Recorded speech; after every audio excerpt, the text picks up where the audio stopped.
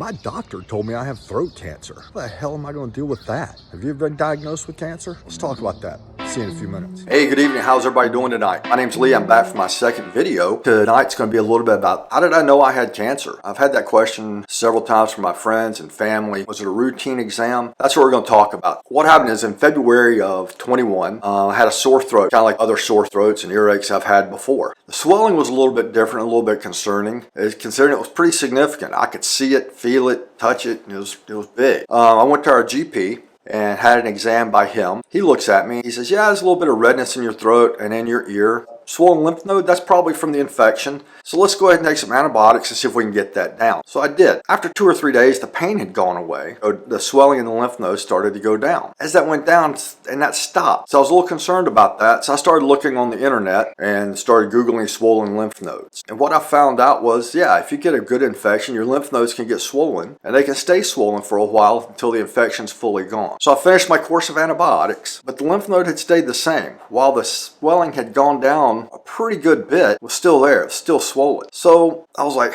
I need to check into that. So I contacted my GP again, and he was like, let's go ahead and send you in for an ultrasound and take a look at those lymph nodes. Took a look, the radiologist looked at it and said, yeah, it looks like probably an infection, still there, just some more antibiotics. We did that, still staying the same. So the GP at that point referred me to an ear, nose, and throat specialist, a really good one. She then did an endoscopic exam and looked down inside my throat and said, yeah, I see some redness. I don't see anything else. I looked at my ear. Yeah, there's a little bit of redness still in there. Let's go ahead. I want to do a biopsy because that swelling's not going down. I'm looking at the first ultrasound you had. And she said, I just don't think it's going down. So if you've never seen a biopsy done, so I'm watching the screen while they're doing it. So they run the needle inside. Of course, it looks like a sewing machine when the taking in the cells. A week to 10 days later, I get a phone call back. It looks like some of those cells may be malignant. That was the first time I had thought of or even heard the word malignant. So then I was a little bit concerned.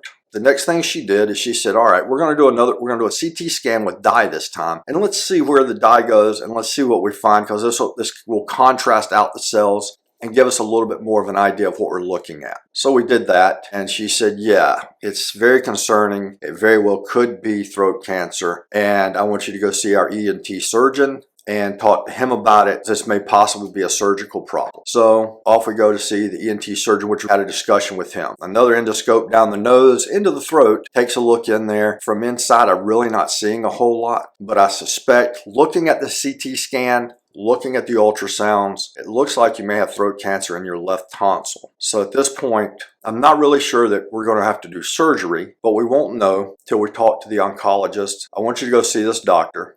We'll contact you, make an appointment. We'll contact you with the date and time, and you'll go see the oncologist. And he says, yeah, after the exam and looking at all these other tests we've done, I want you to go ahead and let's go in and do a PET CT scan. I want to make sure of what we're seeing. That happens. Then he contacted me and says, can you come in? We need to talk a little bit. As soon as he finished talking, I looked at him and I said, so you're pretty sure I have cancer? He looked me in the eye and he says, no, I'm not pretty sure you have cancer. You have cancer. I'm not pretty sure, I'm positive. You have cancer. And he's looking at me and he says, nobody's ever said that. And I said, no. He said, okay, then let me be very clear. You have throat cancer in the left tonsil and in 2 or 3 of your left-hand lymph nodes. Hearing that for the first time, kind of like a lump of cold lead in my stomach. And how do you respond to that? You ask yourself questions inside. What am I going to do? How do I handle this? How am I going to tell family about this? How am I going to handle this at work? Do I have enough leave time at work to be able to go through this without pay? How am I going to support everything we need to do with the treatments? Those are all things that go through your mind because you've just been diagnosed. That's what I was thinking about. So let me hear from you as well. From those of you who have been diagnosed with cancer, did you suspect something ahead of time? Did you go to a doctor because you felt something didn't feel right, something didn't taste right, something didn't seem right? Or was it something that your doctor found? Or is it something else? Put it in the comments below. Ask me some questions again about me. Love to hear about you as well. Your experience may be vastly different than mine. And next time we'll get on to treatment and how that affected me. Because I have to tell you, being told you have cancer, for those of you who've had it, hearing it the first time is a big punch right between the eyes. Let's hear from you guys, and we'll talk to you next time.